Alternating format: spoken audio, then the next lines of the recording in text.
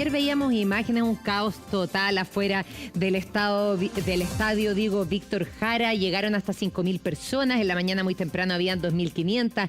Decían que iban a llegar a atender hasta 1.000, que se iban a poder enrolar. Esto producto de las AFP, enrolamiento de AFP. Muchos ni siquiera sabían que era para eso y había mala información desde el gobierno. Hicieron el mea culpa, por supuesto, de la mala información. Dio vuelta también esto de la regularización acotada, y por eso mismo estamos con Rodrigo Sandoval, ex jefe de extranjería. Rodrigo, ¿cómo estás?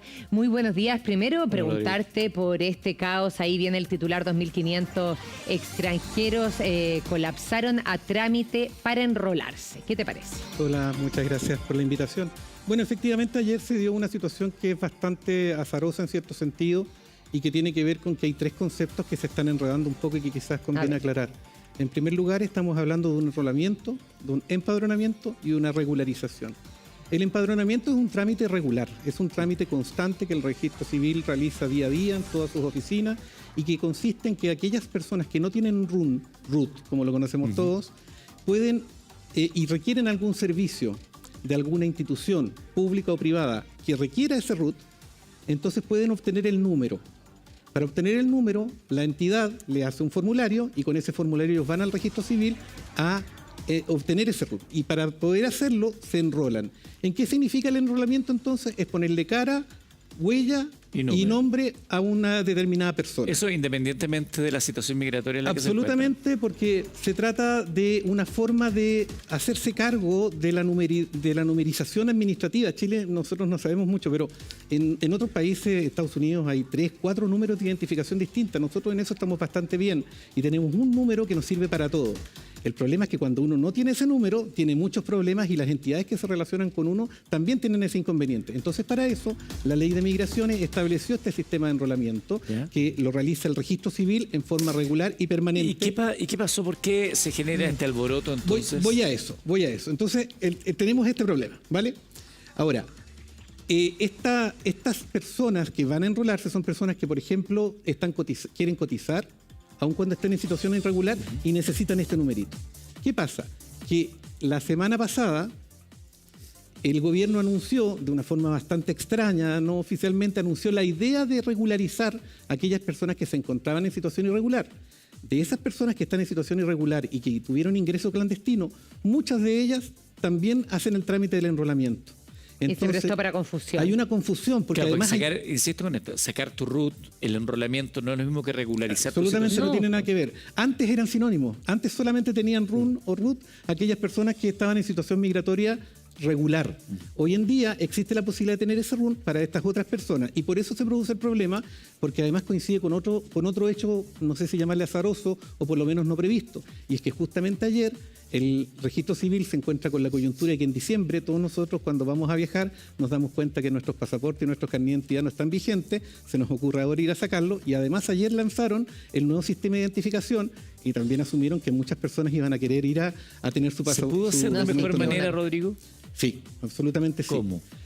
Esto desborda un poco el episodio, pero yo creo que a nivel migratorio en general lo que hace falta es una mayor interacción entre los distintos servicios del Estado. Ya, pero yo digo porque ayer yo escuchaba al director del Registro Civil defendiéndose ante los cuestionamientos de la prensa, diciendo que en el fondo que la culpa era de la gente, que llegó ahí y ¿qué le vamos a hacer si la gente viene?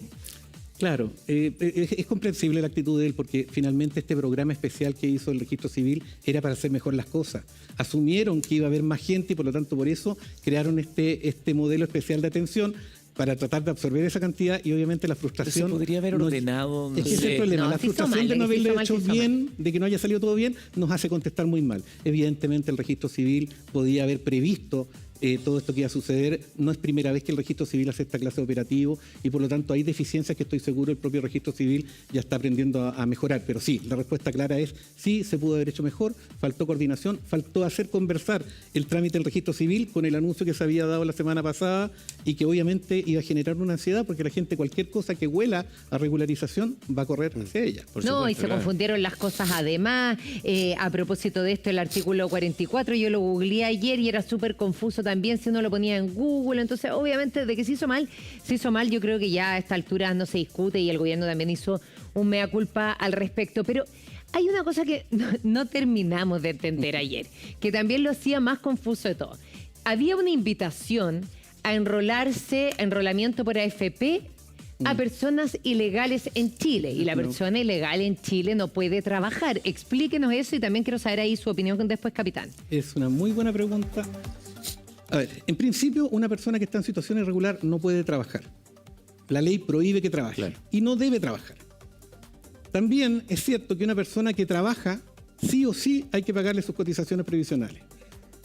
Una persona que se ve obligada a contratar a alguien en situación que se encuentra migratoria irregular va a terminar escogiendo y va a decir, ¿qué prefiero? ¿Prefiero comerme 2 multas o prefiero comerme una sola? Entonces, hay empresarios que prefieren contratar a la persona, cotizarle, sabiendo que eso les va a significar una multa en términos migratorios, pero prefieren no tener el problema previsional que tiene otras derivadas. En Chile es muy duro no cumplir las obligaciones previsionales y por lo tanto hacen una racionalidad que a nosotros no nos hace mucho sentido. Pero cuando una persona está con un encargo de temporada y necesita cosechar rápidamente, tiene que ponderar cuáles son sus riesgos. Y en este caso, lamentablemente, las restricciones de la legislación y sobre todo la demora de los permisos migratorios, eso hay que considerarlo. Aquí hay personas que entregan sus papeles, los papeles están en regla, pero se demoran 1 año en obtener sus permisos y por lo tanto eso genera la ansiedad del trabajador y ansiedad también del empleador de poder desarrollar rápido las labores que quiere contratar. Mientras tú comentabas esto, gente comenta en redes sociales y dice, sí, pero ¿por qué Chile tiene que tener estas facilidades si en otros países, ponen generalmente el ejemplo de Estados Unidos, no es llegar y pedir un permiso para trabajar? Si no me equivoco, alguna vez vi esa cifra, en Estados Unidos el 5% de la mano de obra es irregular. Es decir, tampoco hay que idealizar. Claro, tampoco hay que idealizar. Pero por lo mismo, pero le da el punto, que no es, yo no voy a Estados Unidos a pedir, oiga, llegué, quiero trabajar. Ah, ya, bueno, venga para acá. Es que Estados Unidos tiene otro sistema, lo que yo les comentaba, Estados Unidos tiene varios números de identificación y por lo tanto hay personas que trabajan con números distintos, no solamente el del Seguro Social. Evidentemente pero para hacernos cargo de eso, yo no llego a Estados Unidos y pido pega. No es tan fácil. Hay una gran parte de la población que lo hace. Sí, evidentemente, mira, el problema migratorio es un problema complejo para todos los estados y no existen soluciones perfectas. Todos los sistemas migratorios, aun cuando aquí nos lo vendan como que son perfectos, todos tienen forados y todos tienen condiciones de irregularidad importantes porque de verdad es muy difícil contener el flujo de gente que busca sobrevivir finalmente. Y por lo tanto siempre la legislación está atrás de lo que hacen las personas. Lo que pasa es que hay que asumir estas cosas de forma realista, lo mismo que estamos hablando acá de Chile. Si tú tienes 182.000 personas empadronadas que entraron en forma clandestina y que están desarrollando, porque de algo están viviendo, ¿no? Esas personas hoy día están en la actividad económica informal, que es el peor cáncer para la economía. ¿Qué queremos? ¿Los queremos echar? Yo saqué la cuenta. Con vuelos de una vez al mes, echar a esos 182.000 personas nos toma 257 años. 257 años. Un vuelo al mes con 60 personas arriba, 257 años. ¿Y eso años. cuánto nos sale en términos económicos? Por ahí saqué la cuenta, si no me equivoco, eran $1,5 millones por año. Entonces, por año. Entonces, lo que yo trato de hacer, y evidentemente cuando yo digo estas cosas, Twitter se me llena de gente que lo único que quiere es echarlo. Yo creo que hay que ser responsable en las políticas públicas, en las decisiones públicas que le afectan a todos, y hay que decirle a la gente la verdad. El que le diga a ustedes, que van a echar a las personas que están en situación irregular, que ingresaron en forma clandestina, o no tiene idea de lo que está hablando, o le está mintiendo, porque no es posible. Entonces la pregunta, por la explicación que usted acaba de dar. Ante esa constatación, es poco realista. Lo que tenemos que discutir es cómo lo hacemos. Y evidentemente hay que regularizar una cantidad de toda la razón. Pero ahí se levanta el otro argumento. Ok, perfecto, listo. Nos vamos a durar mucho tiempo y esto nos va a costar muy caro. Pero mientras no cerremos la frontera o la hagamos menos permeable, esto solamente se va a incrementar. Es que todo el mundo habla de cerrar la frontera. Mientras no mejoren los otros países de los cuales quienes hacen la pega van. son los colegas del capitán, y le podría decir lo difícil, porque es Carabinero el que cuida nuestra frontera, hay que decirlo, y lo hace bastante bien. Pero es imposible cubrir la totalidad de la frontera. Imposible. La distancia que hay entre la frontera, el punto norte y el punto sur, en la frontera que compartimos con Bolivia, es equivalente a la distancia que tenemos desde aquí a Temuco.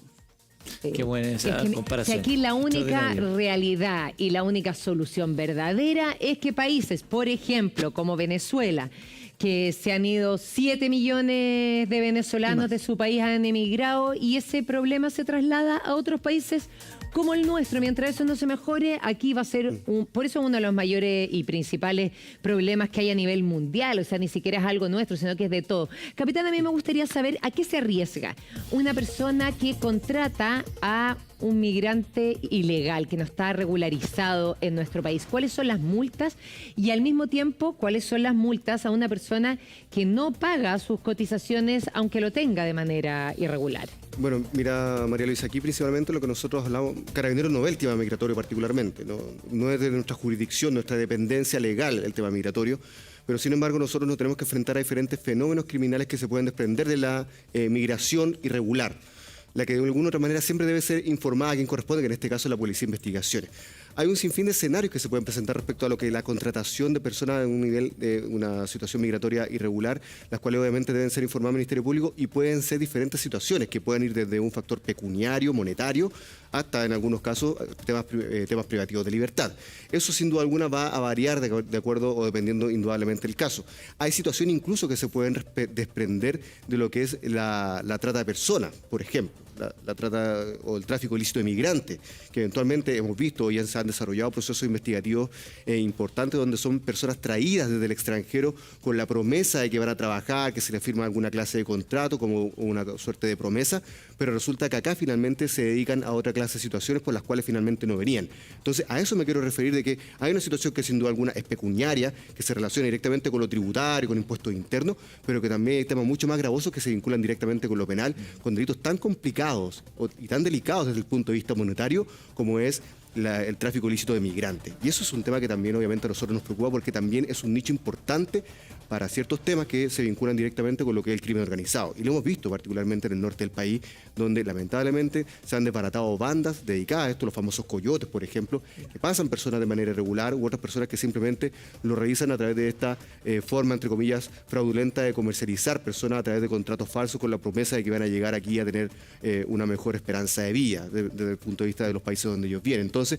hay un tema sin duda alguna complejo que ha permitido que la proliferación de personas o el viaje de migrantes hacia acá se debe principalmente a la prosperidad económica que de alguna forma promete nuestro país, que sin duda alguna lo hace tentativo para que las personas lleguen acá. Eso sin duda alguna, como bien lo señalábamos aquí, genera una serie de diferentes desafíos, los cuales obviamente tenemos que enfrentar desde el punto de vista migratorio, registro civil, y sin duda alguna también las policías y los encargados de generar lo que es la investigación criminal. Vamos a hacer una pausa con esta situación de extranjería y